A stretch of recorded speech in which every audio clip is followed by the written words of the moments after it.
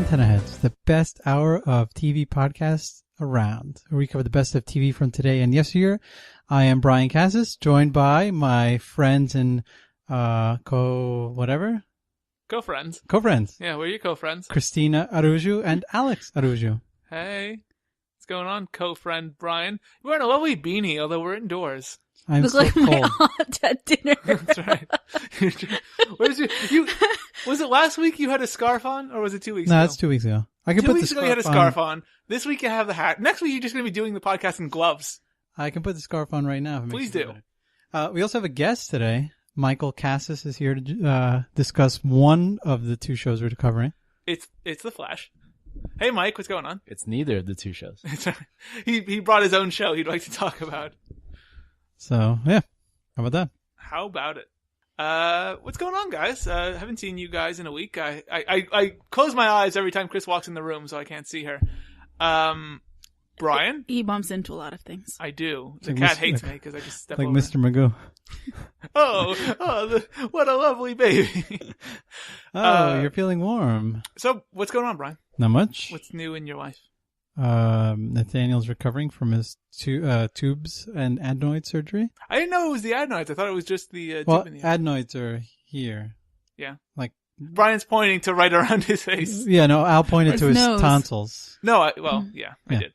Yeah, no, they scraped them down because what happens is as you get older, they apparently get smaller, and on its own, it's only like a child thing, but sometimes they get infected like crazy. So probably why he had so many ear infections. But unfortunately, he's like still out of it, which kind of sucks. But we've spent, I think I was out for a total of an hour in the last 4 days, not including right now. So. Yeah. Sorry, Nathaniel. I know you're in pain, but I gotta go do a podcast. Yeah, sorry. Gotta go talk about the Flash. It doesn't hurt that it's been like -3 degrees pretty Yeah. much since Thursday. So Yeah. other than that, everything's great. It's very cold in New York, but it's even colder in hell because the librarians got renewed, by the way. Yeah, what a shame. Yeah. I saw that come across the wire and I'm like, oh man, TNT must need some shows. Cris, what's going on? What are you up to over this last week? Nothing. I have, well, not like that's a new development, but I have no social life whatsoever. No, but you got a new tablet. I did. I'm trying it out right now. Yeah, I got the HP Stream 7, that's right. which is on sale now on the Windows Store website for $80. Not a bad deal. So. Runs full Windows. Nice, relatively compact, nice little tablet. And really, what do you need a social life for if you have a tablet? Yeah, You have something to watch Netflix on. That's all the social life it's you ever winter. need. It's too cold for a social life. I haven't been outside in like 3 months. Yeah, but you never go outside. I so. don't, but once in a while I'll walk to the park if it's like the summer. I'm literally just like a 65-year-old man. He really is. He feeds the ducks. I actually am. I don't like soup that much, so. But he that's the loves one- oyster crackers. I do. I just I eat them religiously. Mike, I'm sure something big's going on in your life that'll interest the listening audience. Nope. No? And that's it. No. Al and I will be attending the Billy Joel concert at We Madison will? Square Garden on Wednesday. Whoop whoop. Billy Joel, one of my favorite singers of all time.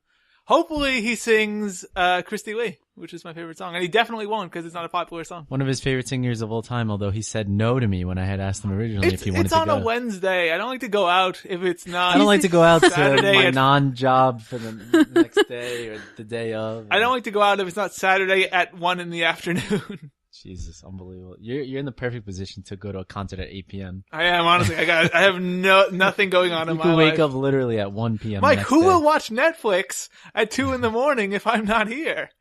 Well, we're not going to get back that late. I have That's work true. the next day. Well, maybe we run into Billy Joel and he wants to hang out with us. Yeah. You know how He was hip like, those "Let's go for a 69-year-old men are. sandwich." Hopefully we don't get into a car with him. We'll probably end up in someone's house. Head over to Allentown. All right, that's all. I No can't more. make any more references. No. You know what's a good show, though? What is a good show? Empire. That is the show you wanted to bring up. We're not even discussing it today. I brought a third show with me. It's Empire, and we'll talk I about it told for an you hour it and a was half. that one. Yeah, everybody besides me on the show has really gotten addicted to Empire. I think it's a good show. I just haven't had time Who for it. Freaking gave it a fantastic. 7 out of 5, though? You did. originally. You did, when we okay. did the upfronts. You did. True. Who's you? You is Al. No. No, you is Mike. Yes. Show Mike title. gave it 7 out of 5. And it broke a 25-year-old record. It did. That was the first show to get a 7 out of 5 from Mike Yeah. since, like, 1990. Ever. yeah. Since Mike was born. Since it was it's the first show ever. Coincidence? I think not. It's a good show. It's a good show. Yeah. We're not talking about Empire today, although we already did a little bit. We are talking about, however, maybe the most hotly anticipated drama of the season. Broke some records itself also. It did break some records. We're talking, of course, about the spin-off to Breaking Bad, Better Call Saul. I'm a huge Breaking Bad fan. Mike got me into it, really. I watched the first episode by myself, and I wasn't really that interested. And then Mike said, no, keep watching it. So I did, and then I watched all of it, and it was great. And then we got Brayan to watch it. Cris hasn't watched it, though. Nope. Although you never finished it. No, I did. Oh, okay. I did once it went to Netflix. I actually watched the last episode of this series like the day I had to fly out to Portugal. All right. I can't leave if I don't find out what happens to. No, that's what Wikipedia's for, right? It is. It is. Wikipedia. I gave it $5. It earned its money for me. But yeah, very hotly anticipated. Basically, it's a prequel to Breaking Bad, focused around Saul Goodman, the lawyer, of course, and everything that happens in his life from around 2002, I think, is when it's set. So that's 7 years in between then and when he first meets the characters on Breaking Bad. Brayan, what'd you think of the show? Before we keep going, it's automatically in for 2 seasons. Yes, it was renewed before it even debuted. Yeah, so that kind of gives the creator a little bit of space to work with it. 2-part premiere, Sunday and Monday night. Premiered right after Walking Dead, so it had huge numbers. But as a show itself, I mean, listen, I liked it a lot. I'm a fan of Breaking Bad to begin with. The combination of the 2 episodes, the premiere was a little weak when you look at it as, 2 60-minute blocks or whatever it is, 90 minutes. I thought they could have condensed a little bit of it into maybe one long episode, an hour and 15. A lot of the beginning, maybe like the first 20 minutes or so, was fan service. I enjoyed it immensely, don't get me wrong, but then it kind of threw the pacing off a little bit of the first episode. Mm-hmm. In the first episode, really, we meet Saul Goodman, or rather Jimmy McGill, as we find out his real name is, and we find out that he is a floundering public defender who is having trouble making ends meet, and who he's basically kind of hit the bottom of. He's kind of failed at life at this point. He's got an office inside of a Vietnamese nail salon. Mm-hmm. He also sleeps in the same office. Yeah. But I don't think we find that until the second episode 2. But we're talking about the first 2 episodes of the 2-night premiere. He's on the potential for a great case in that he's been taken under as a protege of this great lawyer who has gone insane. Who we find out, or maybe we haven't found out, but I'm just going to... The lawyer's name is Chuck. I think we find out in episode 2 that they're brothers. Are they brothers? We knew. Yeah, they are. No, it's Chuck McGill. Yeah, they're brothers. Yeah. That's his name. He's the McGill from that law firm. His name is James McGill. But I thought he said... He said you need to stop using the name McGill because, but Chuck, his last name is McGill. They're either brothers they are brothers. Or you sure? Yes. I figured they were related, but I knew they were related. thought maybe it was his dad. Yeah, I thought it was either father's odd son. Because the actor who plays Chuck is 69. He's very old. Right, but it was just almost, it could be like a father's son, but right. I said it could be, there was some sort of relation there. So this first episode really centers around the relationship between the two of them and the fact that Chuck, who has not quite retired from his law firm, but is taking a sabbatical, shall we say. Saul really wants, I'm going to refer to him as Saul because referring to him as Jimmy really throws off Slippin' Jimmy. Slippin' Jimmy. Saul wants him to turn down an offer to be bought out from the law firm because he thinks that the law firm owes him a lot more money. No. He wants Saul him to wants be bought him out. to be bought out. Because he doesn't want to be bought out. He wants to keep his the law firm wants power and just get, a monthly. I thought the $26,000. That's a monthly that's a monthly stipend. Right, well, whatever. Yeah, he wanted him to be bought out. That was his original plan. And when he walked in, he's like, what is this? A $26,000 check? He goes, he's on payroll still. He's a part of the company. He's important, blah, blah, blah. Mm-hmm. But he wanted him to get the $15 million payout. $17 million payout. He wants him out because there's no way that he's going to go back to the company. He thinks that there's, a way that he can get back to normal and go back, but Saul, Jimmy doesn't really think that's possible. Good old Saul Jimmy. Yeah. So that vein, I feel like that was the one point of this episode that felt kind of weak to me. The whole relationship between Chuck and Jimmy, and really that whole Chuck storyline. I thought it wasn't quite as interesting as the other stuff we see where Saul is trying to recruit this couple who is in a lot of trouble because they're being sued for money laundering. For laundering, but for laundering money. He's a man. He's a guy in public office, and he was a treasurer, I guess, and he's siphoned money off, But there's a lot going on. But I thought that was a lot better. No, that was definitely a lot better. It kind of fit into what Slippin' Jimmy becoming Jimmy McGill, becoming Saul Goodman. That's kind of what this whole story is going to be. And what's nice too is, again, the fan service was you see Saul in the witness protection program in Omaha as the manager of the Cinnabon. Yeah. Was he the manager? Yeah, he's the manager. And it's interesting because that takes place after the events. After. So you get that kind of, you get to pick up where they left off essentially, or kind of concurrently where they left off. You get to look into the past, so you know that you're going to see some of the future of what happens to Saul or whatever his name was. Jimmy. James McGill. No. Oh, you mean in the future? The future. I don't know what his name was. You remember what his name tag said? Was it Jimmy or was it? I know it wasn't Saul. I don't remember. I do remember it was in Nebraska, though. Yeah, it was Omaha. Yeah. Maybe it was Bob. Something simple. Yeah. But the actor's name is actually Bob. So, it was a nice touch. It was done all in black and white in the future instead of going into the black and white for the past. Right. Kind of, it's a freaking Gilligan's hands all over this. Vince Gilligan. Yeah. The creator of the show. You gave him a look like Gilligan's Island? No, I kind of had a burp, so that was the look. You gave him kind of a burp look. But not a lot happenens. So he gets, he starts by defending the guys. He gets this great, Saul kind of showmanship in the bathroom. He's getting himself psyched up to, present the closing argument. And it's Saul being Saul at first. And you realize this is great, when he picks up and they realize that these kids, had sex with a cadaver, essentially. This group of kids beheaded a cadaver and then had sex in the mouth hole or the neck hole. And he lost, and then he complained because... It was the mouth, though. Was it? I thought they went, into the neck. No, he said neck hole. Really? Yeah, it was just... Yes, Cris, it's gross. It's real gross. Because, But the mouth makes sense, neck. Oh, yeah. Oh, the mouth is just, commonplace. Neck, that's for free. Yeah, because if the person was alive, the mouth hole would make sense. The dead person. Exactly. It just doesn't make sense.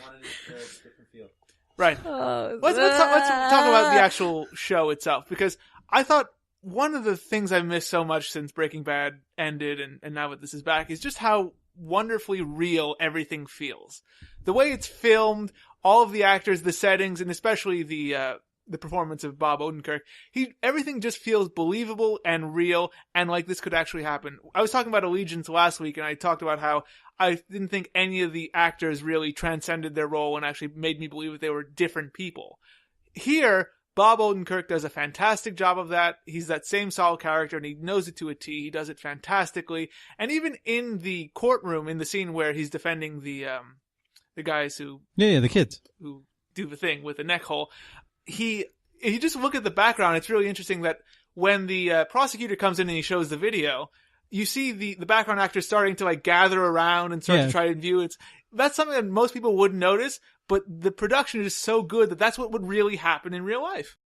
Now the prosecution keeps bandying this term, criminal trespass.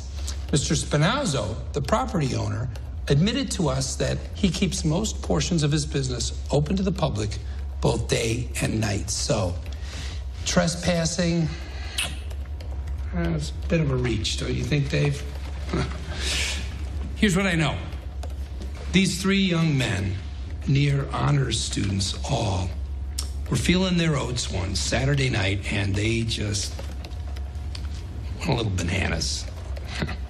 I don't know. Call me crazy, but I don't think they deserve to have their bright futures ruined by a momentary, minute, never to be repeated lapse of judgment.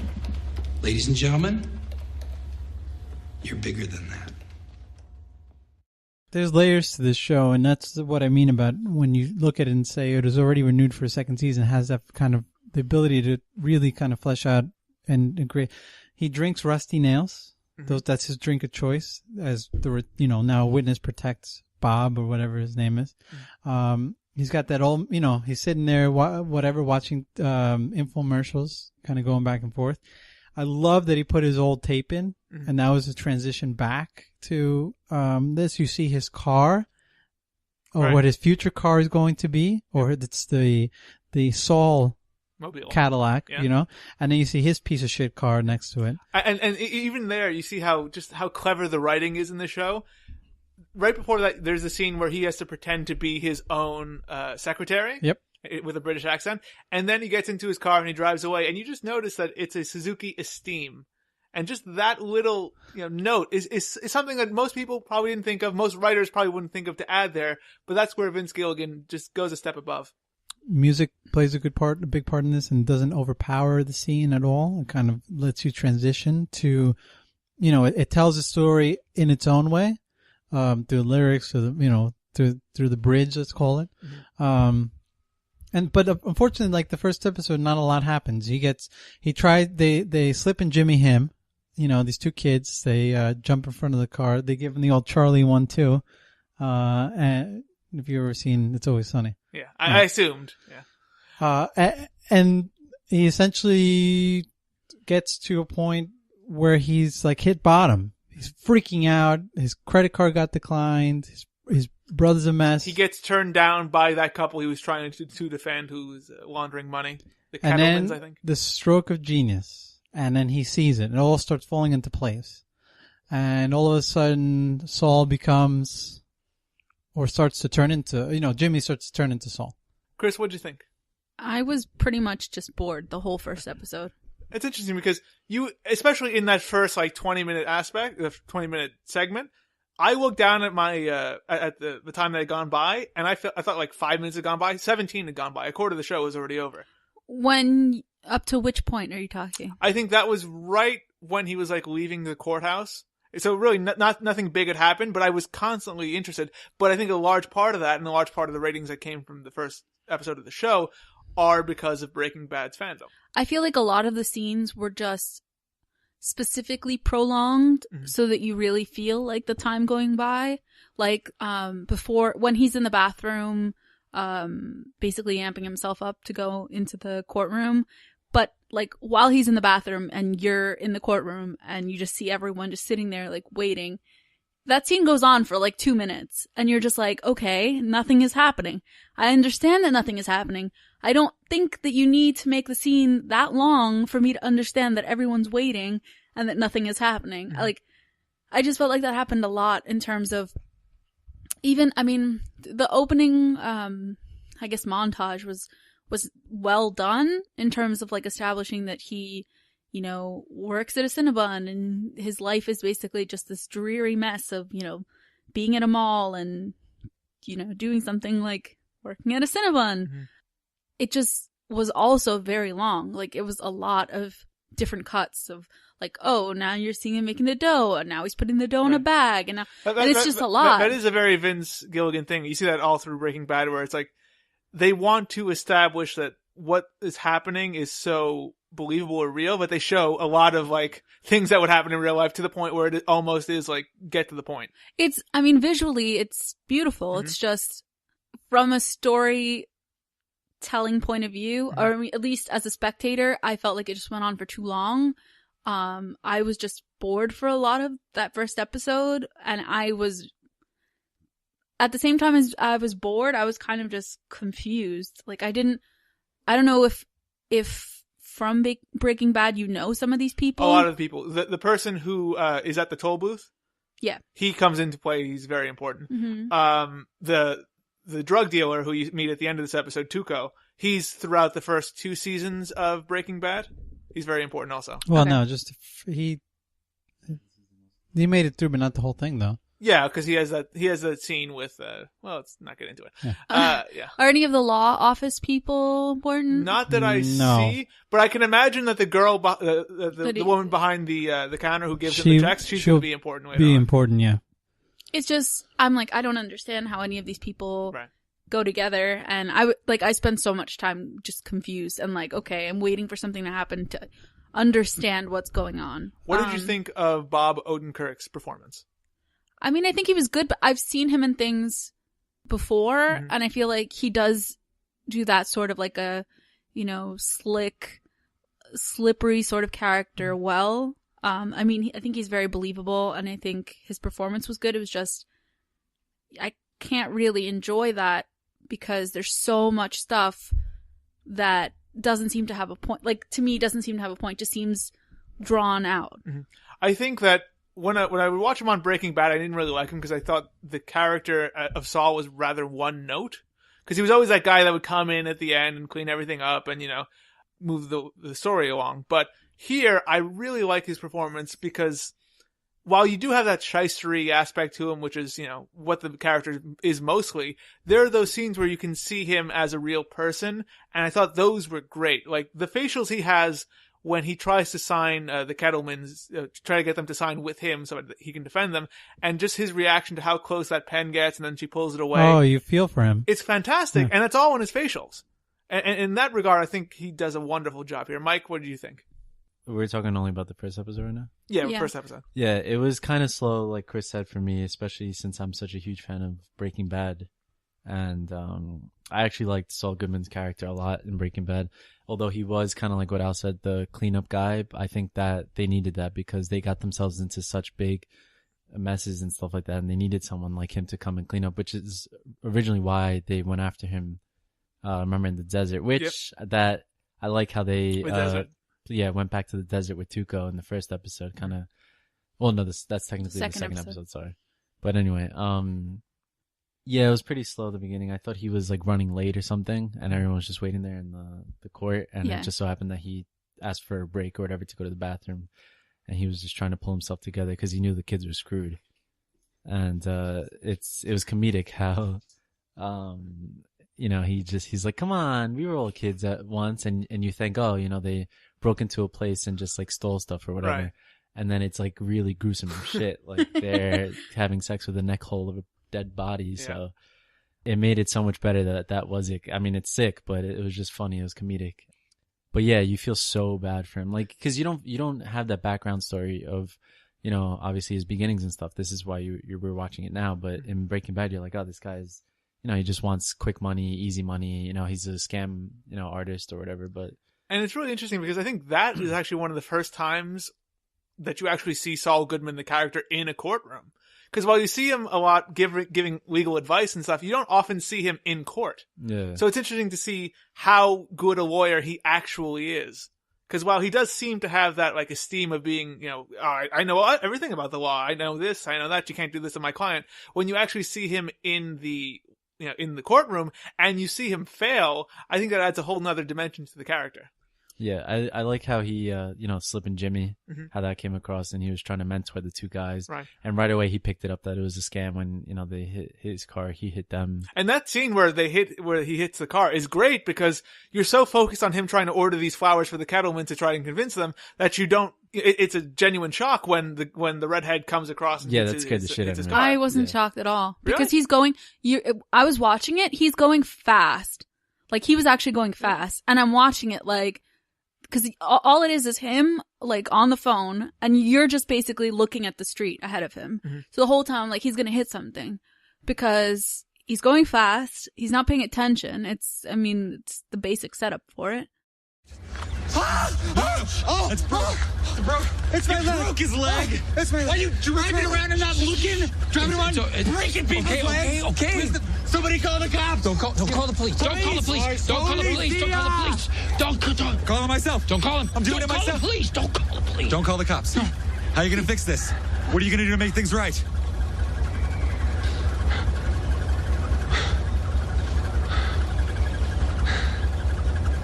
I don't know, fellas. What can I do to make it right?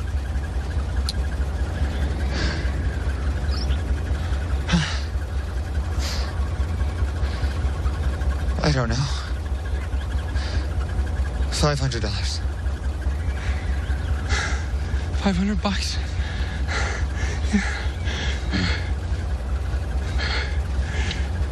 Ow, what the hell, man? Listen, Starlight Express, I'm going to give you a 9.6 for technique, 0.0 for choice of victim. I'm a lawyer. Furthermore, does a steaming pile of crap scream payday to you, huh? The only way that entire car is worth $500 is if there's a $300 hooker sitting in it. Now, let's talk about what you owe me for the windshield. By the end of this episode, Jimmy gets together with those two who are trying to con him, and they try to con Betsy Kettleman, who's the wife of the guy who's being sued, so that he can be her lawyer. That goes south. One of the redheads crashes into an old Mexican lady, and the episode ends with Saul knocking on the door of Tuco and Tuco pointing a gun at him. Yeah, which you don't know it's Tuco until the second episode. Right. But the best part about the first episode, although Al just kind of summarized that part, it was him setting up how they are going to set up Betsy Kettleman. Mm-hmm. And you need to study this, study the license plate, close your eyes, what's the color of the car. She goes to pick up her kids every, day at the same time. She's going to make this turn. It did do a good job of establishing that this isn't new to him. He knows what he's doing when he's trying to con somebody. Give you that background and build on that background of Slip and Jimmy. Yeah. I liked it. Anything else to add, Brian? On the first episode, I really enjoyed him arguing with Mike, mm-hmm. and about the stickers and the validated parking.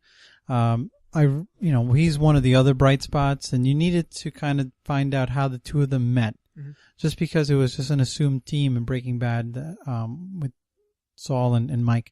Then the other was the tirade Jimmy threw at the courthouse when he was getting the check for the first case, because he took 3 clients, but they only paid him for 1 defense. Mm-hmm. That was a great Saul moment, or you could see kind of where he was. Things I enjoyed, little things, the little hand motions he was making before he hit the button for voicemail. Mm-hmm. I hate that. I love that. I hate it so much. But it's to the character, But I hate it so much. That, and when he's constantly prepping before meeting anyone, where he practices his speech, it gets me every time, where I'm just who practices their speech? No, but they keep showing it. Please. They keep showing it and keep showing it and keep showing it, and he does it the same way. I'm just this is my problem with the show. But everything is so drawn out. But that gets across the aspect that he's so reliant on that structure that if he deviates from it, he thinks that something bad's going to happen because he's so reliant on it. But that gives you aspects of his personality. But that's the thing. When he deviates from it, like in the second episode, when he walks into the situation and he hadn't planned any of that, it goes way better for him when he doesn't than when he does. But that's part of that's part of the. And I like him better when he doesn't than when he does. What they're trying to show, because he thinks he needs to have that. He thinks he needs to have that, repetitiveness where he's I gotta talk it out and just think out loud. And then when he goes into the situation, it's the exact opposite. It does a complete 180. He didn't think Tuco was going to be there with a gun. I mean, it's actually really interesting because knowing where the character goes gives you such a better outlook as to what the character is doing now. Because I can understand you totally where on the facade of this, it just seems like this kind of annoying guy who does these little meticulous things. More than kind of annoying. He's really fucking annoying. Knowing what the character grows to, this gives you an outlook as to this is where the character came from, and to want to watch that build into where he ultimately goes. Cris, did you have any stickling points on the episode? Everything was just too drawn out, and like I just said, I really hate those moments where he's practicing his speech, when he's doing the same thing over and over again.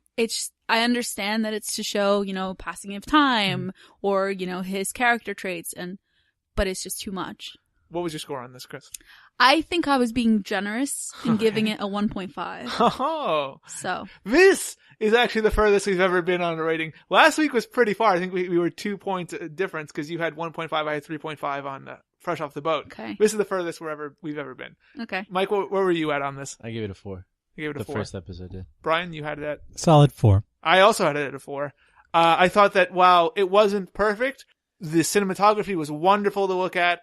Bob Odenkirk does a fantastic job. The writing is clever, and you can totally believe that what is happening to real people and not just actors playing a role. And that's the hallmark of a good show to me. The reason it has a 1.5 and not something lower is because of the visuals. Fair enough. Obviously, let's go to like and appreciate Better Call Saul, you should have watched Breaking Bad. Absolutely. and like I said, I think that's a big reason for why the ratings did as good as they did. I'm going to save the ratings for after the second episode because it's interesting to compare episode 1 and episode 2. But let's talk about episode 2 right now, called Mijo. Mijo. Yeah. What happens in Mijo? Oh my God, Mijo was so it finally picks up the pace where it should have hit, that first episode. Again, I agree with, we kind of continue what Cris said, was one of the problems the show is going to have is to stand alone as its own show and not rely entirely on the fans of Breaking Bad and kind of bring in its own audience. The first episode, it spent a little too much time trying to, transition. Second episode picked it up, and you find out who Mijo is, and it's Tuco. Yeah. And you're Still don't know who Mijo is. and you're shitting your pants because it's Tuco. Yeah. Now this is Back from the dead. This is Tuco. Good job, Al. This is Tuco. Thanks. Back from the dead. Before he's obviously introduced to Walter and Jesse. Yeah. And you kind of assume something bad has happened, as he gets in. Saul starts to come out of, and become the character, Jimmy starts to transition to Saul. He starts to negotiate, think on his feet very quickly the way Saul used to do. And you kind of see that, and it progresses as it goes throughout the episode. So when he's sitting in the living room and they're negotiating, he's being very respectful, which was always a character trait of Saul's. Mm-hmm. He, always very respectful to everybody. Right. Didn't use legalese, just used common sense. And then as the episode continues to get worse and worse for him, he starts to get better and better. So he's threatened with his life. Then he tells a stupid lie, which they see right through, and he realizes, well, this is the only way I'm going to make it out, and somehow negotiates the ability to keep his life. Right, and to keep the lives of the two idiots. And one of the best lines from this show was, "Hey, I just talked you down from a death sentence to 6 months probation. I'm the best lawyer ever." The character himself becoming, finally becoming Saul. And you're seeing that, he started a bit with trying to set up that, the long con on the Kettlemans or whatever to try and get the case. Now it's his life was on the line. He realized what he needed to do. Then it has major repercussions and it affects him as a person, and you can see the toll it takes, which is another great thing. It's a human being actually living through these events. Mm-hmm. He can't stomach the physical damage that was done to these kids. He gets so shit-faced that his brother almost freaks out because he brought a phone into the house. Yes, because he has electromagnetic hypersensitivity. Something like that. Look at me using Wikipedia to its fullest.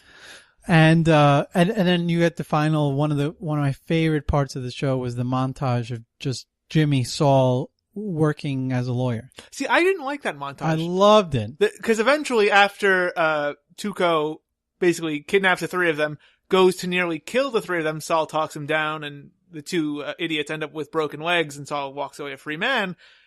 Saul basically tries to get back into the grunge of being a regular public defender, earning those $700 checks, and just becomes a lawyer again.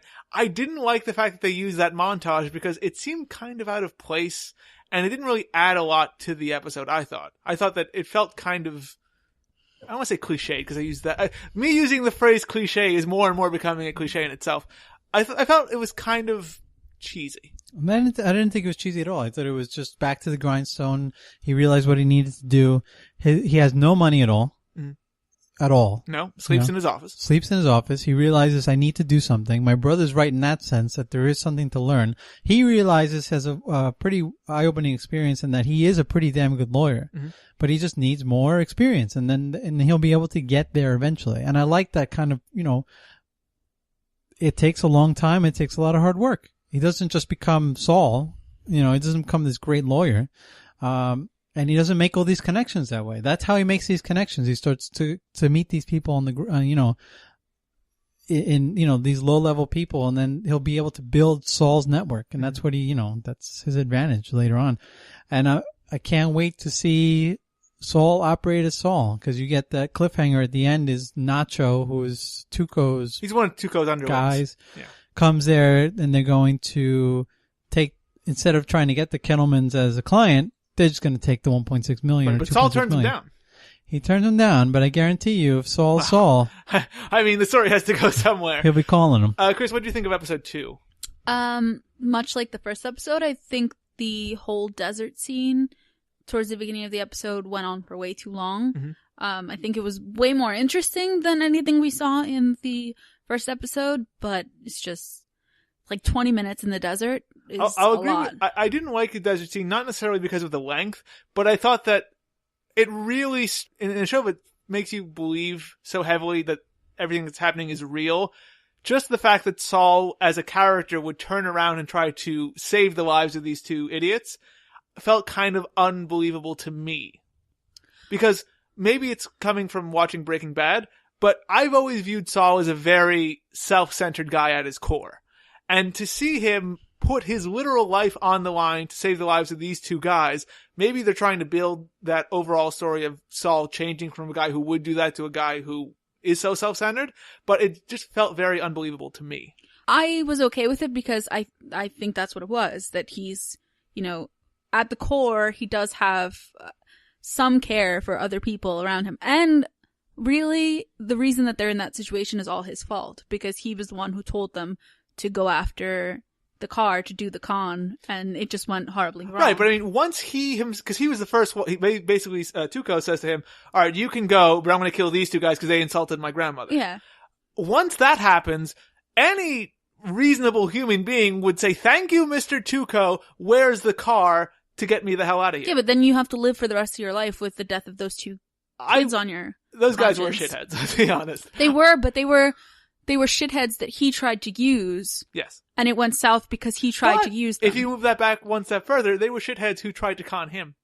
True. But really, they all walked away from it. They did. So. But the fact is, his windshield didn't, but everything else, you know. And even, actually, it's a little note, but even the fact that Saul has to get a new windshield is somewhat an homage to Breaking Bad.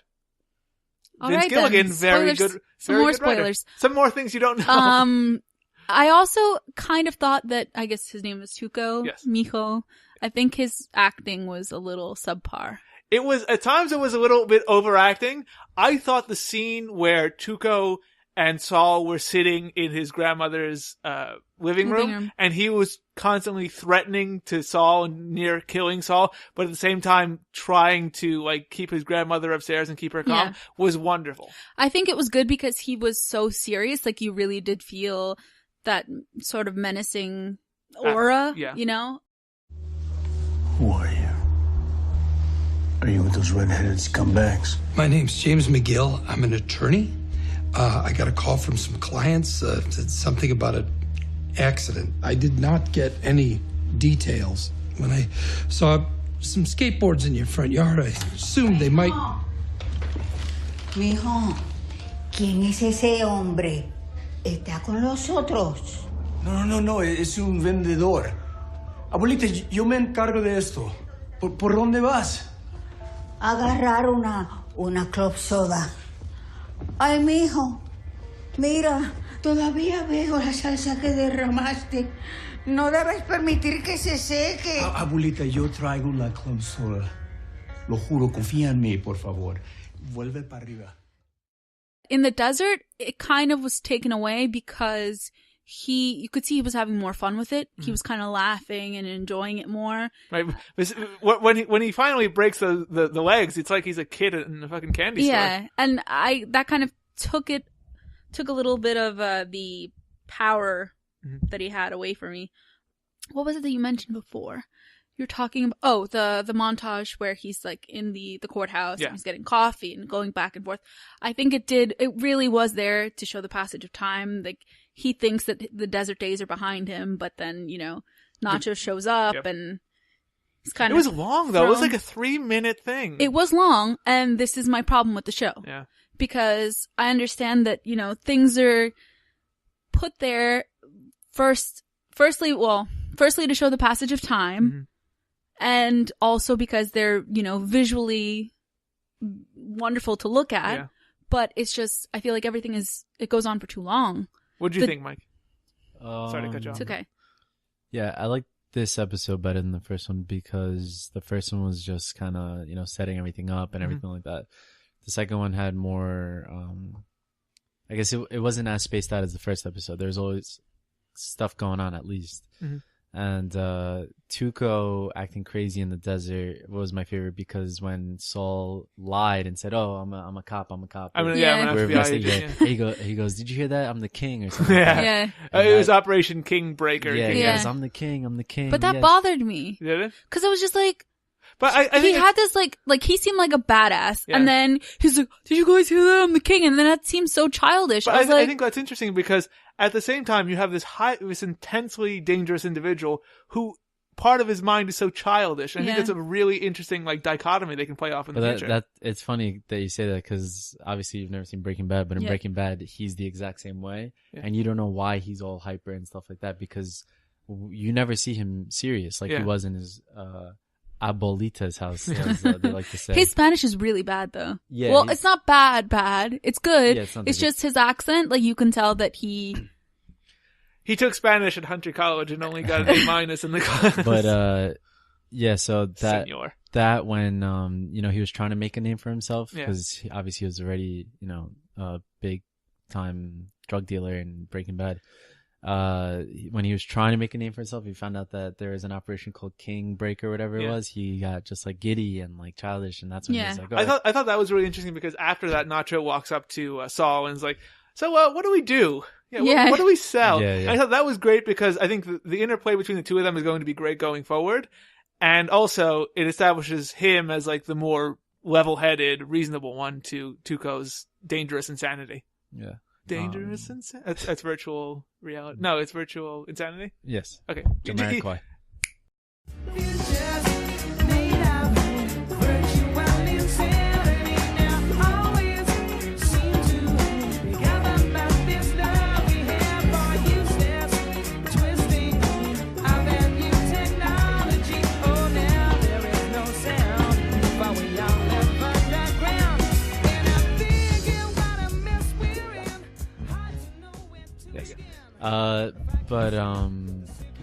I mean, I liked, when he was setting up his bed for the night, I guess you'd say, in his office, and all of a sudden the owner, I'm assuming, of the salon comes back and says, you have a customer, and he goes crazy. He's like, "What?"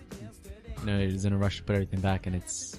I thought again, though, much like the first episode, this episode, the low mark was again the scenes with Chuck. I mean, that whole story isn't quite as captivating as everything else going on. The story with Chuck and the electromagnetic hypersensitivity and leaving the law firm. I'm not as interested in that as I am, the main story of Saul getting in bed with these drug dealers. I think because it's more confusing than anything else that you see on the show. Like you have no idea what the hell's going on. Yeah, in the first episode, I was like, what does he need to ground himself? He has no power in his house. Yeah. The refrigerator is an icebox, basically. Yeah. It's a cooler and no milk or dairy because otherwise it'll go bad, and that's why he has to drink his coffee black, and he has a space blanket on him because he brought in a cell phone. And they talk about him getting better, but you don't know what he has. Mm-hmm. And... but by the way, when he tossed the phone into the lawn, how awesome is it that it landed like right next to They must have made him do that like 43 times. But are you gonna watch Breaking Bad? No. Okay, remember when he threw the pizza on top of the roof? Yeah. That was the first take. You talking about that was like the first thing I thought of when he threw the phone. Yeah, because I was like, I bet that was the first take. Also, they have some great accuracy. These some actors. Great tossing. We need somebody who can throw a phone really accurately. The other thing, it's a boring story. I mean, it's just a guy trying to take care of somebody you don't know, and most of the other stuff that's happening is exciting, at least. But you would think that the brothers' eccentricities would add for more interest, but they no, really I think it does what it's supposed to do and kind of grounds you a little bit, and gives him a backstory, and makes him a more likable figure. I think. Yeah, because it gives him a. There's something that he's doing that he's not selfish about. Mm-hmm. He's obviously doing it for this person, and then you find, you're going to find out it's a family member or brother. They insinuate that it is, but it kind of adds that caring, or it kind of gives you that reasoning to see that Jimmy actually cares about other people. Right. So when he tries to save the twins, it kind of brings some reality to that.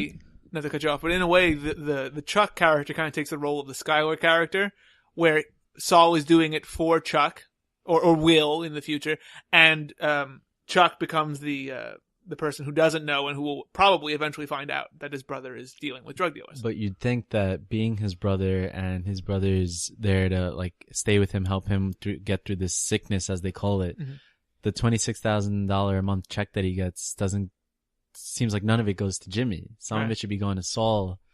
And the $26,000 was a check that was cut to Jimmy directly. Right. The money that the brother was going to get was $897.50 something cents. Something like that. But the goal of the $26,000 check was to go to Chuck. They just sent it to Jimmy. They talk about that in the first episode. Yeah. It was for Chuck, but Chuck, they know Chuck's not leaving the house to go cash it. I understand what Brian's saying is the insinuation is that that's really go away money for Jimmy. Saul. Yeah, to Saul. Anything else to add, or you want to move on? I do think that this episode was better because it did have more of an actual story to it. You have him meet these gangsters and get taken to the desert, and he tries to work his way out of it. You see him trying to build up his business. You feel like there's something coming together. Whereas the first episode, I was just completely lost. Mike, any last words before we go to scores? No, I think the second episode was just better, even though I still like the first one. It's just because I'm so giddy myself of there being something else after Breaking Bad. Yeah. A lot of good shows that's just it. It's just one series and that's it. So I'm really happy that they not only went along with doing this, it's fairly quickly after the end of Breaking Bad. Yeah. They must have been working on it simultaneously because I think that, it's funny you guys mentioned that you like this one better. I like this one a little bit less. I thought that it was it was an obvious continuation of the first episode, but I felt like not as much progressed in this episode. You do obviously get the logical end to the whole situation with Tuco, but there's a big 20 minutes in there where you have the scene of time passing, as Cris said. You have the scene of him basically getting back into the swing of things in terms of being a lawyer. And of course with Chuck also, where I was really not that interested anymore. Not as interested as I was, say, in the overall first episode. But what was your score on this, Mike? I gave this one a 4.5 out of 5. 4.5. Cris, you had this at? 2. Chris had this at a 2, so upwards. Yeah, I told you. I thought it was better than the first episode. Ever so slightly. Brian, what'd you have? This episode was tight. 4.5. I had this at 3.5. Let's look at ratings though, because as we all know, this had monster numbers in both overall viewership and in the key categories of 18 to 49. In terms of overall viewers, this had just over 6.8 million viewers, so very good, and roughly 4.5 million rather, in the very important 18 to 49 category. That is actually a record breaker. That's the most any cable debut has ever had. The second episode didn't do quite as well. It had 3.42 million viewers, I believe, overall, and a 52% drop in 18 to 49 viewers. It is worth saying that the second episode aired the day after on a Monday, which is its actual time slot, so we'll see how the ratings progress in the future. As Brian mentioned earlier, the first episode had the lead-in of The Walking Dead, had all the build-up of being the Breaking Bad spin-off. There was a lot of interest in this, and maybe some people weren't as interested after the first episode. Fair enough. I mean, and also, two-night premieres are tough. Yeah. 2-night premieres are tough. And it was a long hour to start the first night. It was pretty much a full-packed hour. Speaking of full-packed, I love these lazy spin-offs that I come up with. You know what's full-packed? All of the stuff going on over at The Flash. Haven't talked about it for 2 weeks. If you drift your mind back 2 weeks, you'll remember that last time we talked about The Flash, we talked about Hartley Rathaway, the Pied Piper who tooted his way into all of our hearts. It's time to talk about The Flash once again. Talk about Central City's rubied rescuer. I'm gonna have another one of these in 2 weeks. How hard have you been working on that one? Not as hard as the other one. Someone's watching Antenna TV and seeing Batman. I haven't, but you need the alliteration. There's one thing I've learned from professional wrestling. wrestling. It's on IFC too.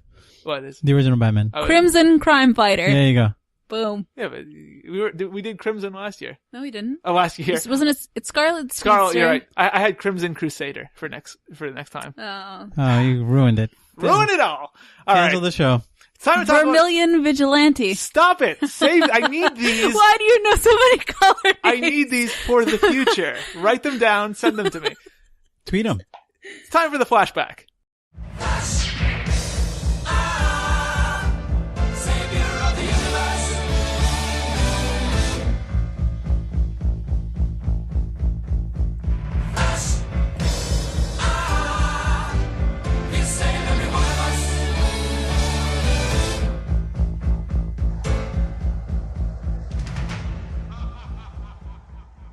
All right, so this week's episodes of The Flash, we'll start with episode 12, entitled, as I scroll down to look at this, Crazy for You.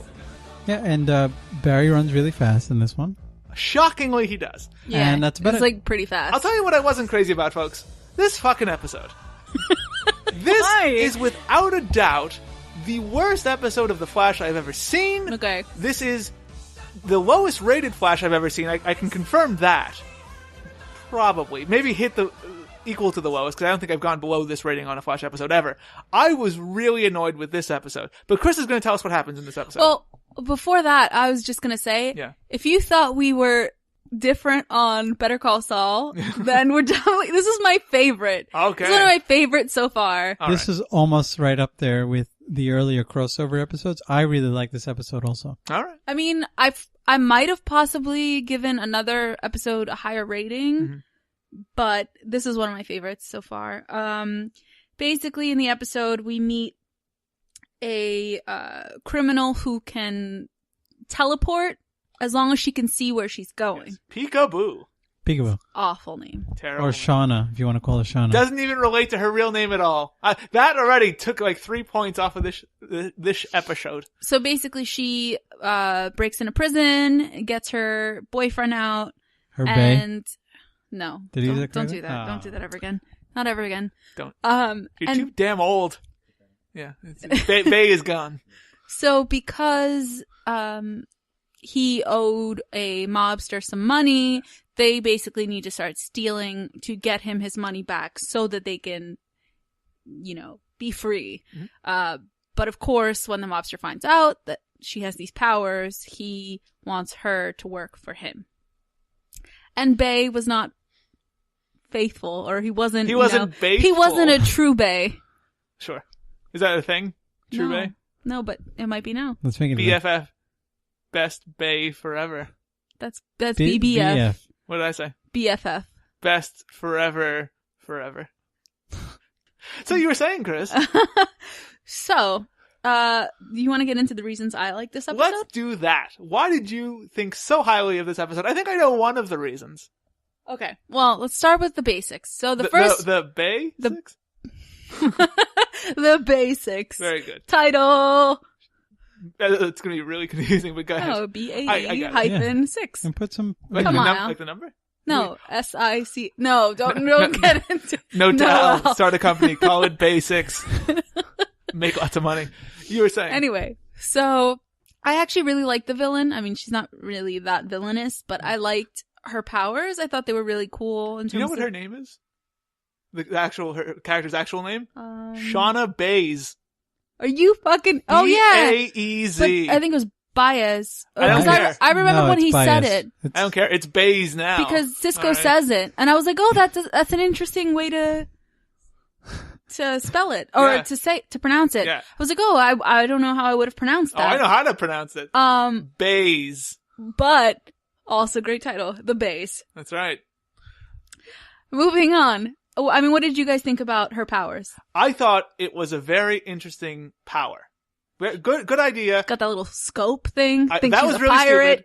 She basically turns into a pirate in the beginning. Well, she has to be able to see it, so it makes sense, I know, but come on. She has the little fucking monocle with a monocular. Hey, she beat the crap out of the Flash with it. I thought, is that what she hit him with? Yeah. I thought it was like a nightstick or something. No, it was that. Okay. I thought it was a very interesting power. Good concept, good potential. I thought that the potential was squandered because there's very little growth in terms of her character. Her character is basically a stereotypical. Basically. Stop it. It's going to happen every time now. Stop it. It's just it's a uniform story.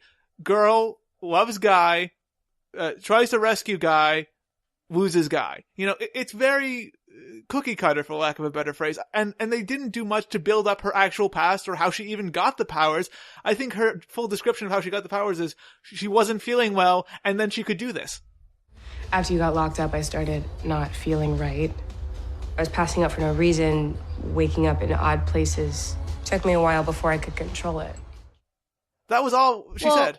That's how she figured out that she had the power. Because give me some background on the character. It's a good character. It's a good set of abilities. I want to know more about this character. Personally, I'm okay with that. Like her finding out that she got the power that way, only because I think that it's a natural way for it to happen. It's not like she burst into flames or, something like that. I mean, some people in Central City are just waking up and finding out that they have powers. Mm-hmm. And that's how hers came about. She just started passing out, and then she'd wake up in strange places. And I think in terms of what her power is, it makes sense. Right. Another big vein of story in this episode is dealing with Barry and Caitlin. I always want to call her Danielle Panabaker because it's a good name, and I've always remembered her name. I wonder why. Danielle Panabaker and Barry Allen go out on the town because they've realized that they've been pining over their respective loves for too long and they have to get past it. And, Cisco mentions that Caitlin doesn't really have a social life, and right. it kind of bothers her that she doesn't. I wish I had my original notes. My first notes for this episode were deleted, unfortunately, but I had to squander some. That doesn't make any sense. Should have saved them on your flash drive. I had to put some notes together at the last minute. Or email them to yourself like some sassy people do. Like some sassy bitches do. Sassy bays. Sure. Basically, my description of that whole thing was Barry and Caitlin feel bad about not having boyfriends or girlfriends. They go out, drinking and vomiting ensues. Well, okay. Well, only one person really vomits. They go out to hang out. Yes. Like to be social, but the initial reason that they actually go to that bar is because they're trying to see if they can find Shauna. I think by going to her old hangouts. I think in all honesty, the way Barry Allen or Grant Gustin said it is he was saying it like, oh, I'm going to go there to see if they're there, but really he was just asking her to come out in the way he was saying it. It was very much all, oh yeah, I'm going to go there and see if they're there. Huh? Okay. There was a character development moment. Was it? Yeah, it was weak though. It was just, it wasn't her best acting. You needed a reason for them to go out. It wasn't Caitlin's best moments in terms of acting, but I thought it added more to just kind of the fun of the show. It is not a dark show. It's just. But there's a difference. There's a distinct difference between being dark and taking your characters seriously. And here's why I say that. Because what happens after that is Caitlin and Barry start drinking, of course. Caitlin gets very drunk. Barry, alcohol doesn't bother him, so he's cool. He can drive. And he can run fast. Caitlin gets, which is what he does. He does. Shit-faced and wants to sing karaoke. Yep. They do, and that Summer Lovin'. They do. And that was the one scene of that whole run I actually liked, because her as a drunk with a microphone in front of her asking Barry Allen to come join her was very enjoyable. Barry. Not only that, but then he runs on the stage and she's like, oh, look, he's so fast. And she goes, Mr. Barry Allen, come on down. Or up. Come up here with me. Oh, come show him what you got. Come on. Barry.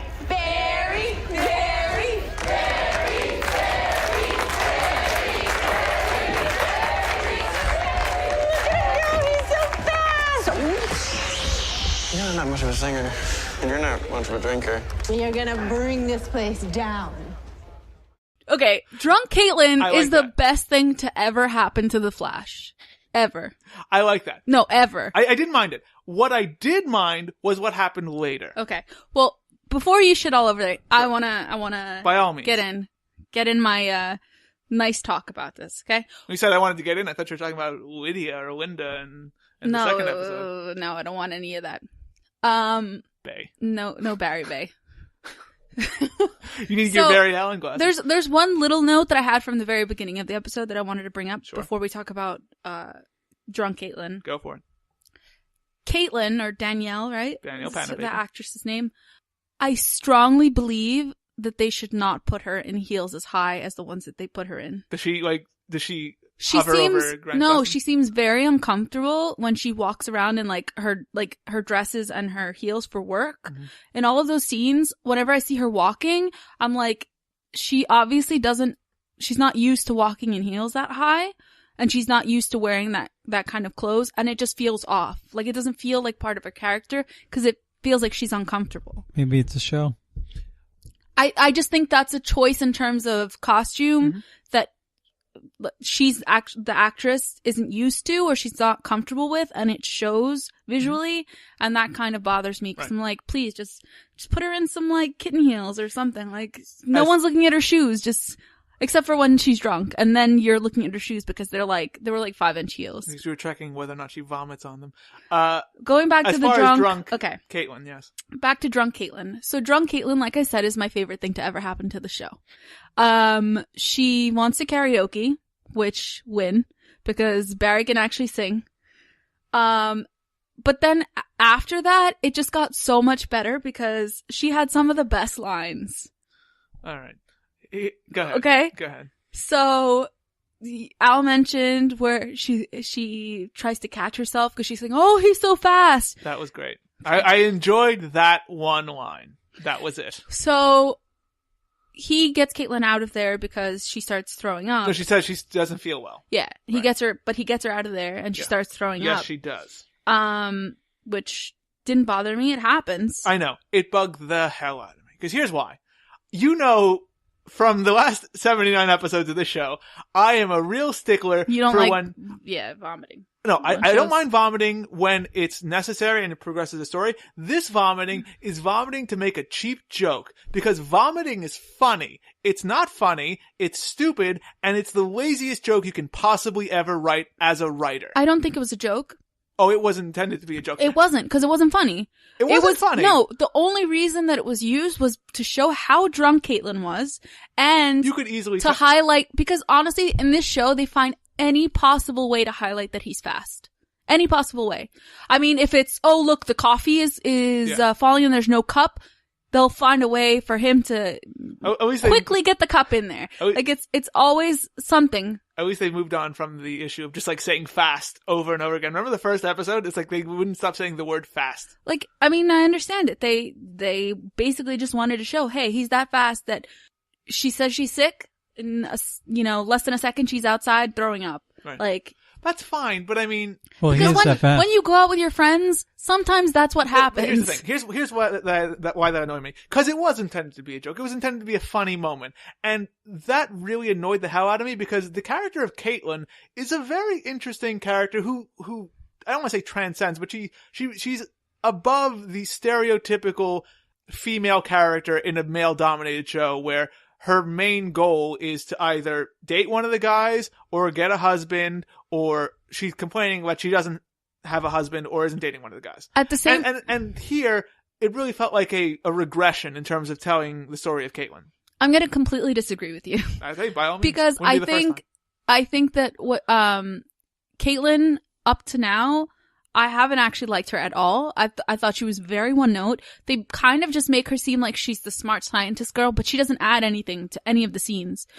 And in the same respect, that's not true, because she is pining for her lost love. And yes, but that's the only thing that they ever give her. But is that she's the girl whose fiance was killed.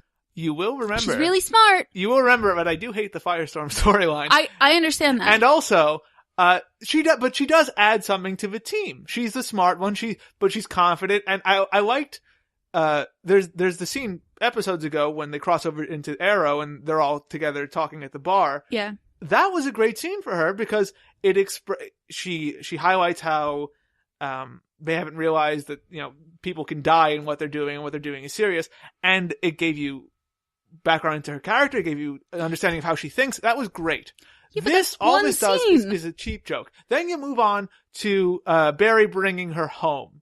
And you get the cheesiest scene of him undressing her and her saying, Cris, I know you have it. There you go again, saving me from that evil dress. Yeah.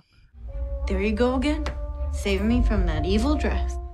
There you go. But it was her delivery. Her delivery was fantastic. Yes, you'll hear it. Believed it was. I mean, it was my favorite thing. Oh, but, I thought you were going to reference the sneak a peek. Oh, that was so good too. Yeah. It's okay. You could sneak a peek. You deserve a peek. You're always helping everyone. It was good. That was better than the dress part. I liked the dress part though. More realistic. Hey, listen. Clothes can feel evil sometimes when you're trying to take it off and it gets stuck. Stupid writing. It really, I'm just gonna always disagree with you on Caitlin because I think that her character, the whole series until now has just been that one note of she's the smart girl who literally just says facts. That's all she does. If I can. And the only thing that she has emotionally in the show is that her ex-fiance was killed and she wants him back and she's hurt. Even if you don't like the way Caitlin's character has been going thus far, this is not an advancement. This is a regression in terms of storytelling. There's a million stories you could tell with the Caitlin character that wouldn't have been this and would have progressed her further than just, you know, the Firestorm aspect, which in all honesty is a big component of her character. This is not the story to tell. I'm going to disagree again because I think it's not a regression. It's not moving backwards because it's not anything we've seen of her.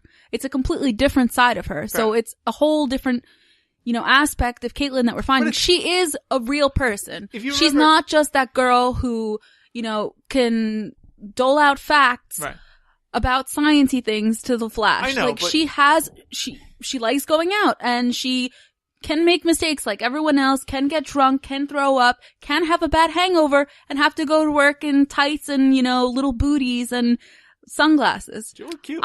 She looked so much better, and I was like, oh look, she's got 2-inch heels on and can walk. In episode 13, I think it was next episode, she's wearing a dress that made her look like Sofia Vergara. I don't know what the hell that dress was. That's the thing. In the beginning, it was the same thing where she. Oh well, do you mean when she goes to the bar?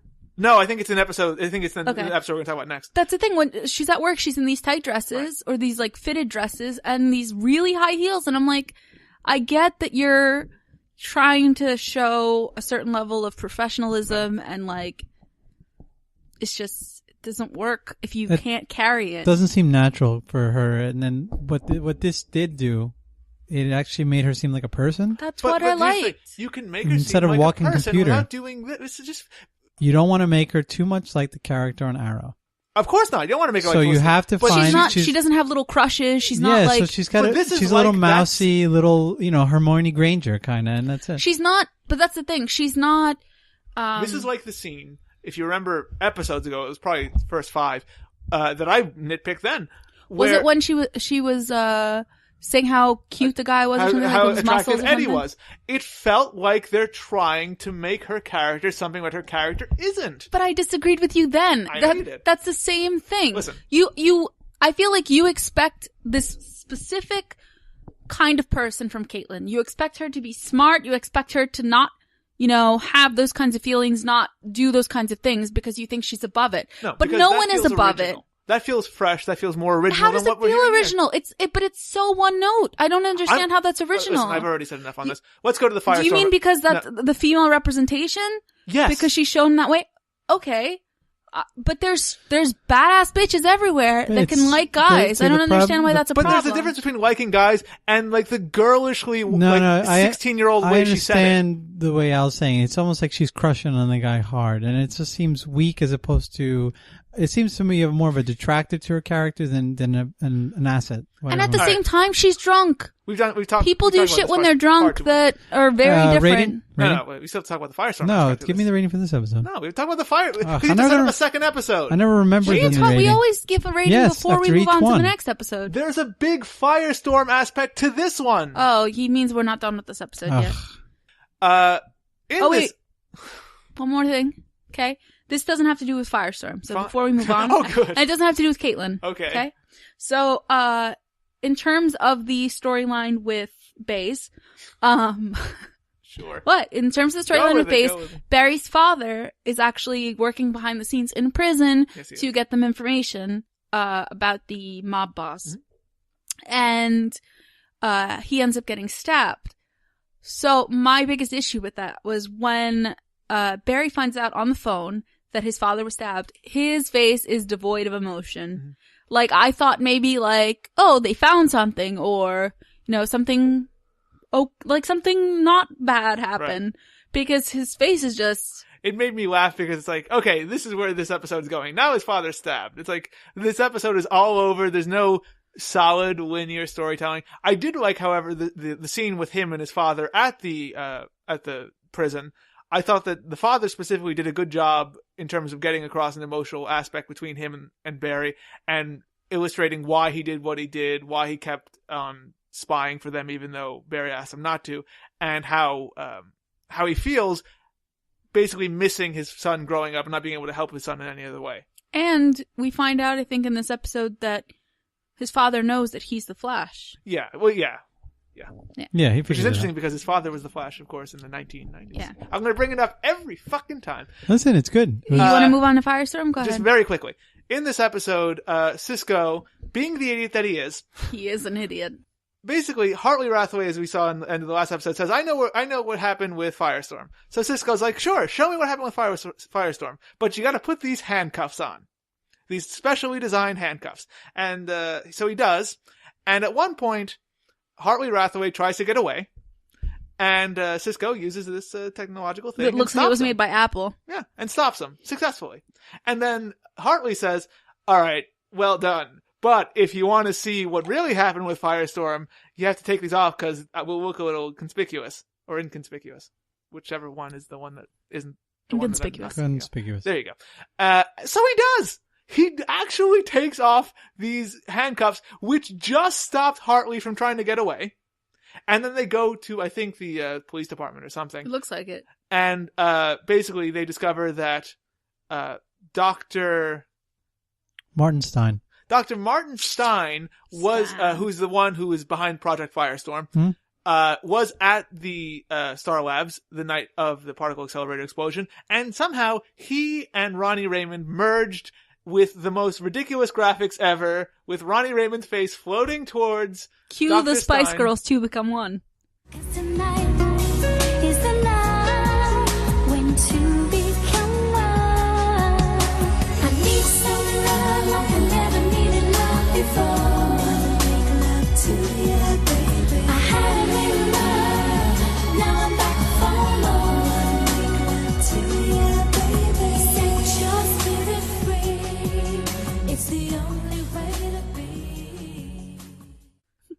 And now, basically, they're both in the same body. So that's what's up with Firestorm. Another just ridiculous story. And part of the reason I didn't like the show was so much, like a good 20 minutes of this episode is just about Firestorm. And I have no interest in this Firestorm character. I was cheering at the end of episode 13 because hopefully the Firestorm character is gone. No, he's not. But yes, that's basically what happens with Firestorm, and that sets up everything that happens in episode 13. But let's get our ratings on episode 12 first. Brian. 3.5. 3.5. Chris. 3.5. I had this at a 1.5. Hated almost everything. Nah. I did like the idea of the villain, and I did like that scene with Barry and his father. I thought that was and Summer Lovin'. 7-Eleven? Summer Lovin'. Yeah, 7-Eleven. I loved it because I really enjoyed the fact that Caitlin seemed human. And I thought that the supervillain's powers were pretty interesting, even though I feel like it wasn't my favorite part of the episode, just because it felt scene forgotten by the end of it. That scene with the tunnel seemed stupid. Right. Another. I thought that was also okay in that Barry is actually using his power to defeat them now. In this instance, he turns off all the lights in the tunnel so she can't teleport because she doesn't see where she's going. That's better than having Barry punch Girder, which I'm going to point out every single time. It's the worst. And then having Iris, polish him off with the old right hand. Right. Brian, what happens in episode 13? Episode 13. Polish him off with the right hand. Let me give you the quick rundown because I figure everyone's probably tired of hearing about the Flash. Fuck him. Episode 13, The Nuclear Man. Nuclear Man. So now finding Ronnie Stein. Fair? Yeah. Sure. Finding Ronnie Stein is now the priority number Make him one. sound like a monster, like Ronnie Stein. Finding Ronnie Stein is going to be the other like me title. golfing. That's priority number one now. They have to find him. So they got to coordinate their efforts. Barry realizes that he met Dr. Stein the day of the... Coincidence of coincidences. I can't believe He's it. just really blabby on trains, apparently. Yeah, and he's I would like, hate Barry. wait a second. I did see someone actually strike up a conversation, and they stayed on the train but while, the doors are open a while ago, and they were just continuing talking. Was it a sexy lady? No, it was two guys talking about books. Oh. Yeah. Books. Yeah. But, Bitches love books. So it can happen, I guess, if you find someone you're talking to. But it just felt so, whatever. Convenient. Yeah. So you find out that Ronnie's been stalking Mrs. Stein. Clarissa Stein. Clarissa Stein. Hopefully she can explain it all. Because even though Firestorm looks like Ronnie, it's actually the mind of Dr. Stein. Yes. So Ronnie Stein has been going to the house and trying to strike up a conversation with his wife, who he misses dearly. And they realize, it really is him. They get him back to the lab. They pump him up full of some fucking antipsychotics. And magically, there goes the fire, and it's Robbie Amell. Yep. Who looks so much better now that he's cleaned up without the fucking haggard-looking face and, the Forrest Gump beard and hair. Unfortunately, though, as the antipsychotics have brought him more down to normal, his temperature is rising because the two entities inside are fighting each other. And the chances of him going nuclear are huge. Yes. And so they decide, well, we have 3 hours until he reaches that point. Let's find alternate methods in which to try and save him. At which time Ronnie Stein runs away to 30 plus miles outside of Central City. So fuck this other place that he's going to go explode in, but he'll save Central City from immediate death and radiation. There'll be some he went into like wave. the Arctic tundra. I don't know where the hell. But it was only 30 miles away. I know. Where the hell is Central City that like 30 miles out of it, there's like bears walking around. And in a last ditch effort to kind of plead with him that they figured out a way to to fix him, Barry took Caitlin over and try and talk to Ronnie or convince Ronnie. Ronnie Stein goes nuclear and pops. Some cool visuals flash. Then Barry has to save both of them, Caitlin and himself, from the nuclear blast, and he outruns it. It can be done, I guess. They did it on Independence Day. In an alien ship, and Barry's kind of, he's got these superpowers, I guess. Right. So you can outrun radiation, which I don't believe for a second, because that's how he got in the first place. It is. Then, but he wasn't fast then. No, but he should. I don't think he's that fast. Then General Wade, whatever, makes a comeback. Pilings. Yeah, and he goes, "Bring me Firestorm." In his wonderful Lex Luthor voice, Clancy Brown, I love you, marry me. I'll take it. I don't care. It's the day after Valentine's Day. And I should mention, Dr. Martin Stein is Victor Garber, who is Alias. Alias, yeah. Alias is Mama. Mike something. Daddy, yeah. Cut Papa. Mama right out. Okay, interesting episode. It's so heavily focused on Firestorm, and I don't like the Firestorm character, so I'm going to totally avoid that aspect. I'm okay with that. Let's avoid that too. Because I do want to talk about Robbie Amell, is his name? Yes. His performance as, two minds in one body, essentially, but really more just doing a Victor Garber impression, because that's what most of his performance is. I thought it wasn't good at all. I thought it was awful. Yeah. Because sometimes with one actor playing two different people, there's Orphan Black is the perfect example. She plays 9 freaking people. When you need to kind of have like a different expression, a different it needs to be a complete shifting of your facial features, your expression, the way you talk, and I feel like I just wasn't getting that. Can I get you anything, or? A glass of Chateau at Brayan, Passaclignon, 1982 might be nice. Or maybe it wouldn't. This body's taste buds would obviously be different from my own. Perhaps I'm now a light beer man. There are worse things to be. You mean like a living nuclear bomb? unstable nuclear fission was always a danger in the transmutation process. Plus, you all argue very loudly. When you see the other actor, you kind of have a sense for the way he talks, and I feel like he didn't emulate that. I thought that he was just doing a bad Victor Garber impression. I mean, it didn't even seem like it was an impression. It just seemed like he was trying to like sound more serious. Yeah, I have to be an adult now. Yeah, like the way he was talking to Caitlin, you know, I just felt like it was something he was putting on, and it didn't feel believable. like a different character, a different person. He's a pretty good actor. He was in Tomorrow People. Yeah. And he could do it, and he's been one of the worst characters on the show.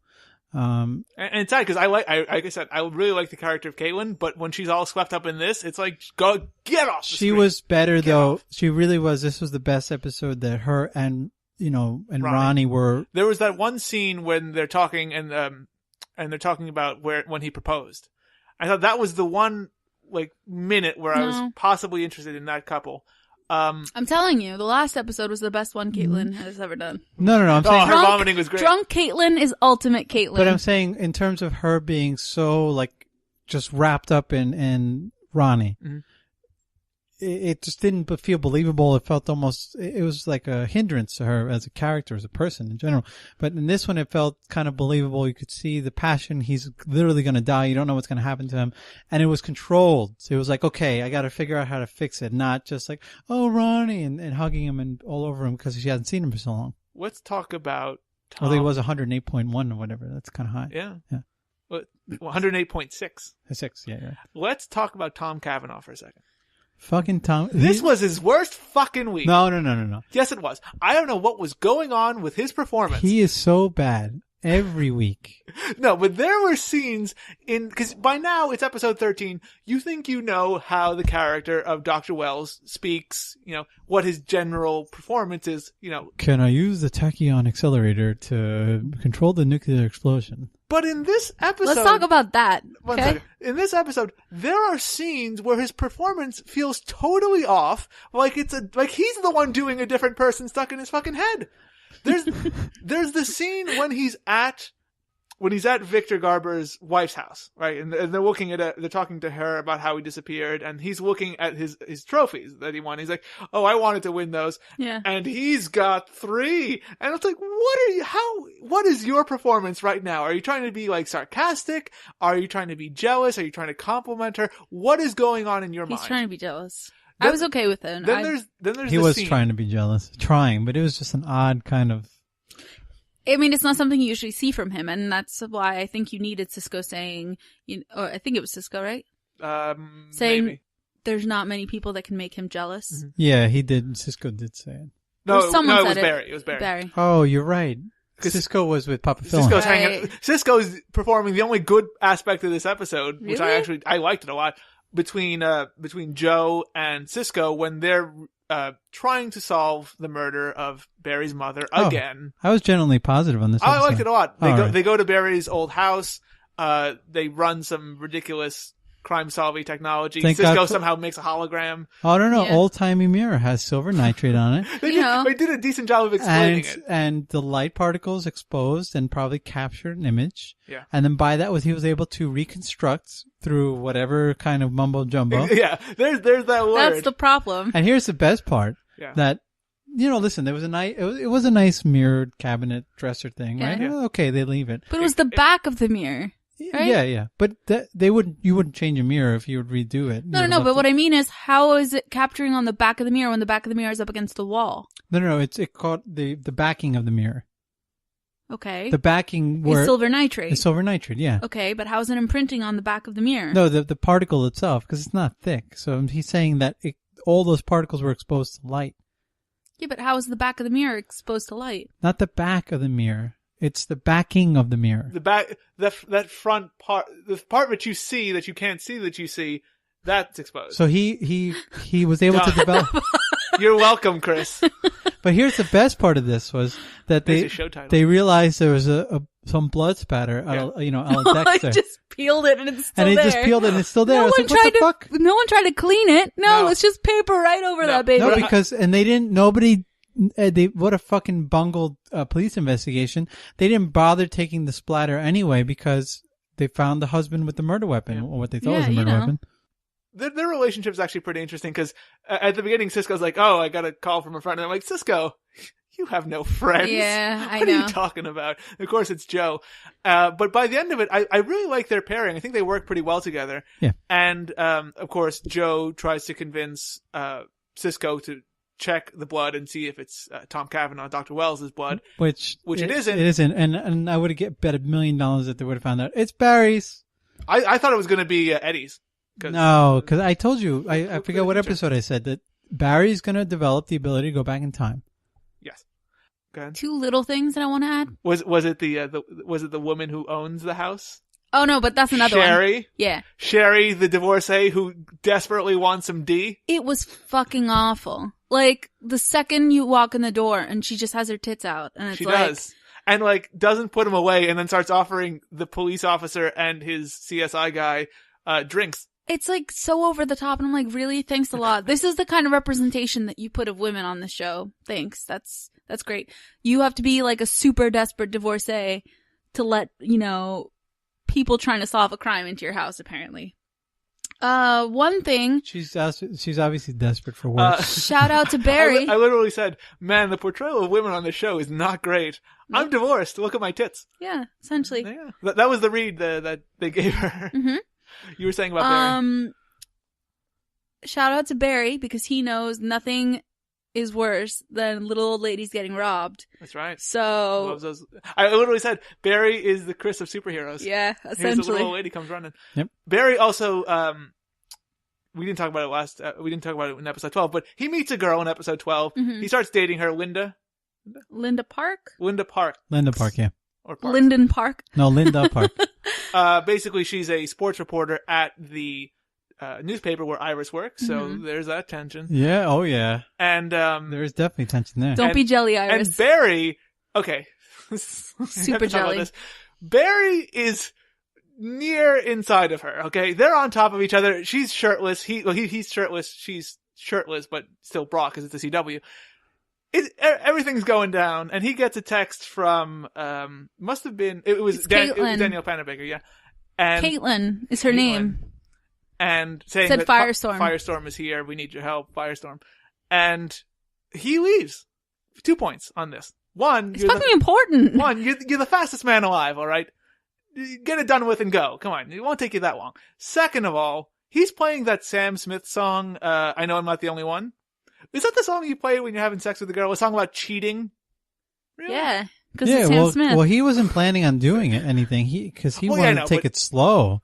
Yeah, I know. But when you cut back, you have Sam Smith playing. It's like, there are probably some better songs than the one where you're being cheated on and you find out about it. Some of those are the best songs for getting down. Heard it through the grapevine. That'll get it going. Yes. Not that one. Didn't like it at all. I thought on the whole though, this show was an improvement over episode 12. Still an average episode of The Flash though, but it moved up to average in my eyes. I had this at 2.5. Cris? Well, there was one more thing I wanted to say. By all means. Rushing around at ratings. You should have to rush around. I've mentioned it before, but what the fuck is up with Gideon? Gideon is not a person. Why does Gideon always seem to have human emotions? It's true. Why is Gideon a better actor than Tom Cavanagh?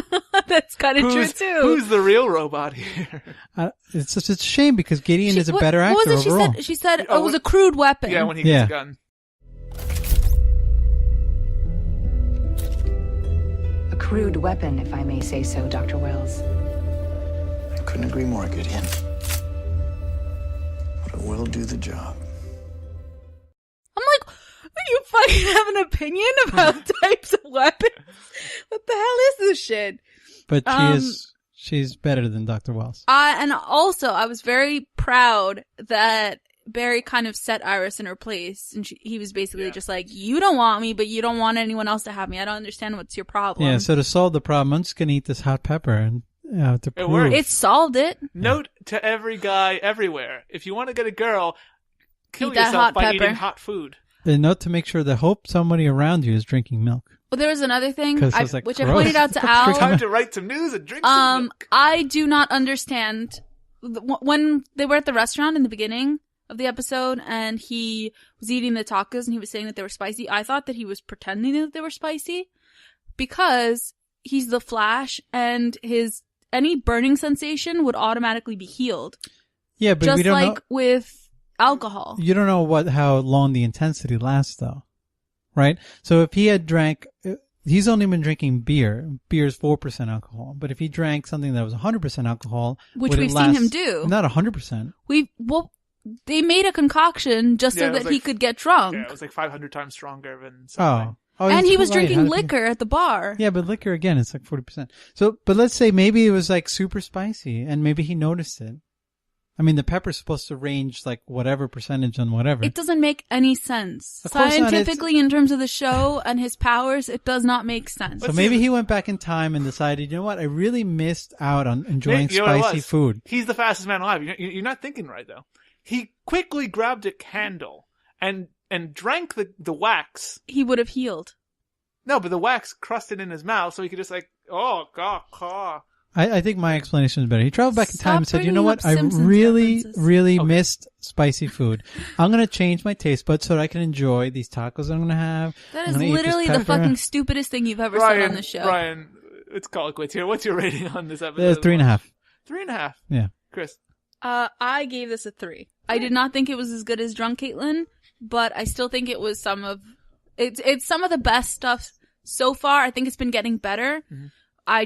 The whole Ronnie thing. No, Ronnie sucks, but yeah. I was happy to see him explode and finally kind of hopefully. Yeah, but he's not. Of course not. But the damn tachyon. Fucking Gideon strikes again. Ronnie Stein is an interesting, kind of a waste of show, but finally the show's hitting a stride. The characters, the group together is really good together. It's the best couple of episodes we've seen, in my eyes, cohesively since the show started. So they've kind of hit their stride. Yeah. But unfortunately, it's just average. It's 3.5. I still think they're rather hit and miss. They can do some great things sometimes with writing, but these 2 episodes did not really impress me. I think the misses are more small parts of the episode. I think overall the episodes kind of balance out and save it. But let's go to actual scores, actual ratings on this, I should say. Go ahead. There's season lows, I think. For the first episode, which aired on February 3rd, The Flash had a 1.3 rating in 18 to 49 with a 4 share and 3.6 million viewers. About average. That's good. Low average, but average nonetheless. On the second episode, however, The Flash, which aired on the 11th, I believe. On the 10th. The Flash on the 10th had a 1.5 share, 1.5 rating, a 5 share, and 3.66 million. So again, about an average rating. On the 13th episode, rather, it was just demolished, of course, by NCIS, which will be killing it every time. Even Fresh Off the Boat got 6 million viewers and a 1.7 share. 1.7 rating, 6 share. Not great.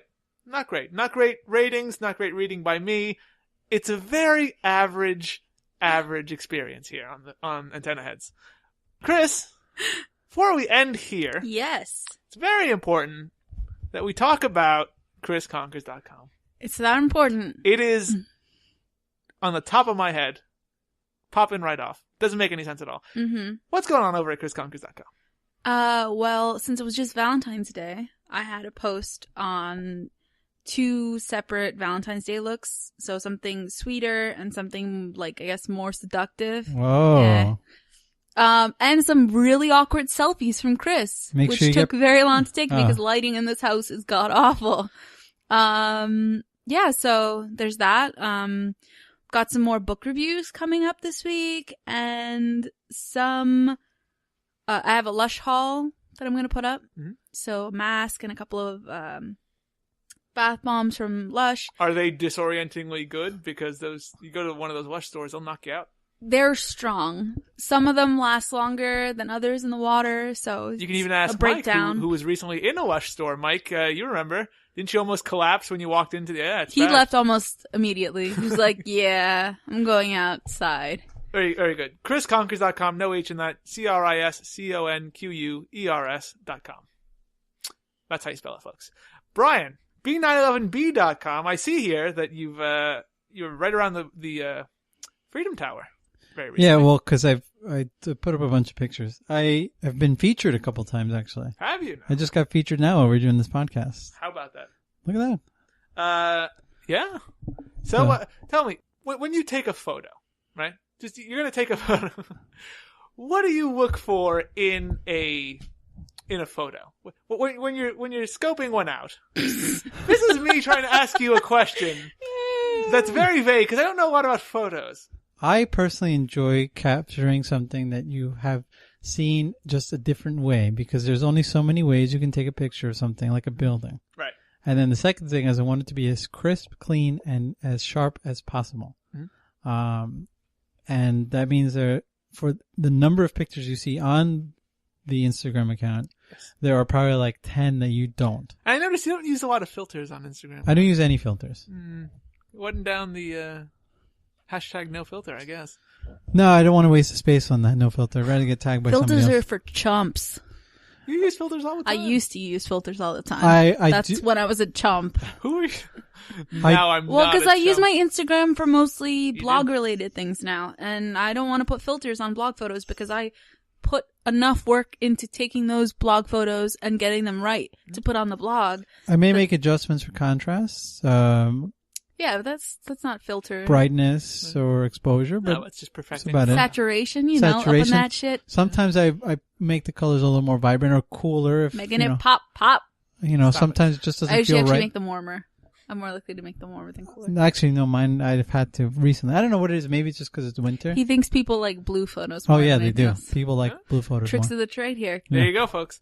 Something to stand up. I hope you enjoyed this little and a lot of these trip are into the world mixtures of most of the stuff you're going to see on there is a combination of mobile from iPhone 6, the Lumia 1520, analog. A lot of medium format stuff went up. Some 35 millimeter stuff might go up later.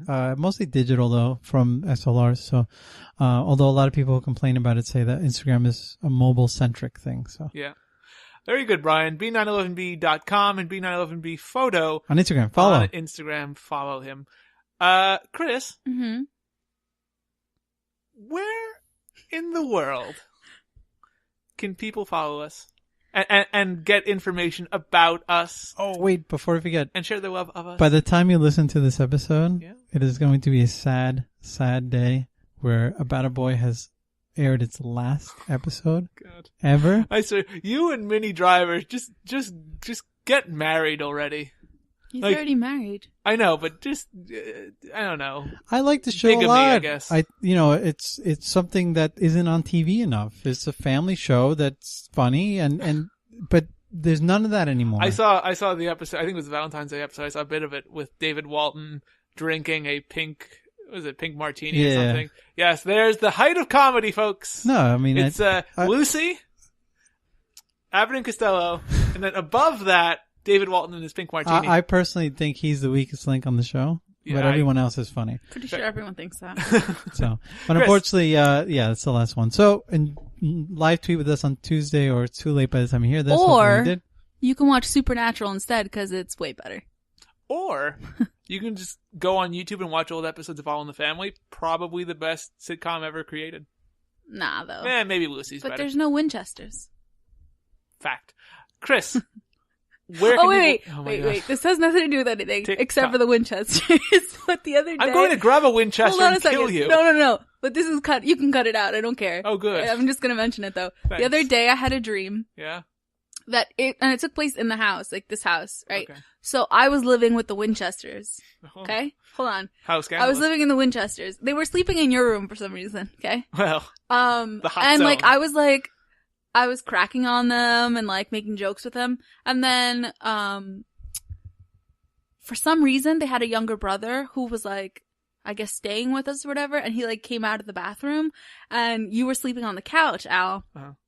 And he was making fun of your pajamas, like saying something. And I got all up in his face and was like, why the fuck would you say shit like that about my brother? And was like seriously defending. He was like about to fight him. And then Sam, the tall brother, he came out and he was like, you know, why are you like all up in my brother's face? And I explained, I was like, do you think that's okay? Do you think that's okay that he just said that? And he was like, oh no, you're right, man, you know. Wait, it gets funnier. What the fuck is wrong with you? So So then, and I hadn't even watched Supernatural in ages. How does this get better? It gets better. So I'm in the kitchen making breakfast, and then Dean comes in and he's fighting some kind of creature, and he like needs salt, right? So I go into the cabinet, but all we have is garlic salt, and I'm like, oh, we have this garlic salt, and he's like, that's okay. Fuck me. Oh my god. So, and then somehow is it a zesty vampire? Somehow he kills it, and everything's fine. Well, the garlic salt kind of killed it. Oh my god. You're so dumb. There you go. I defended you. Thank you. In your stupid pajamas. Wear pajamas. I think you were sleeping in like clothes, or it was like you were sleeping in clothes, but it was like some random, like I don't know what. It was obviously weird clothes or something. And he's like, "Why the hell is he sleeping in?" And I was like, "You fucking like talking shit about my brother? He's sleeping in whatever the fuck he wants." To answer Brian's question, I sleep in the nude. A beautiful body. He sleeps in Hanes sweatshirts and sweatpants. I fucking love them. Cris. All right. Mike's dying. You He's can find us on dead. Twitter. Yes. And tweet us about the shows that you're watching, shows that we're watching, episodes, antenna_heads. You can listen to old episodes, new episodes, future episodes on and the Antenna Head section of Browcast.com. Yep. You can listen to us on SoundCloud, TuneIn, Stitcher, iTunes. You can find us on YouTube. On our YouTube channel, which is Antenna Heads. Just search for Antenna Heads. Yeah. SoundCloud.com/Antenna Heads is the SoundCloud link. And please subscribe to, everywhere, essentially. And you can rate us everywhere. But please subscribe on YouTube because it's really easy. We'll just be in your My Subscribe section. Yeah. And if you set up for emails, you'll get a notification when a new episode goes up. And if you follow us on Twitter, you'll see when new episodes come up there. So you really should be following us everywhere. Cris is right. Yeah. Before we end here, plug for next week. A couple of new shows next week, guys. One that I'm not looking forward to at all. We're going to be talking about The Slap on NBC. Fucking shit. Maybe my most hotly anticipated show. I want to see that kid get smacked in the face. And The Odd Couple is making its return, I guess you could say, on CBS. So get ready for Matthew Perry. I almost said David Schwimmer. It's the one who had all the funny drug problems. Look forward to that next week. So for Alex, Cristina, and Mike, this is Brian saying thank you for listening to episode 80 of Antenna Head.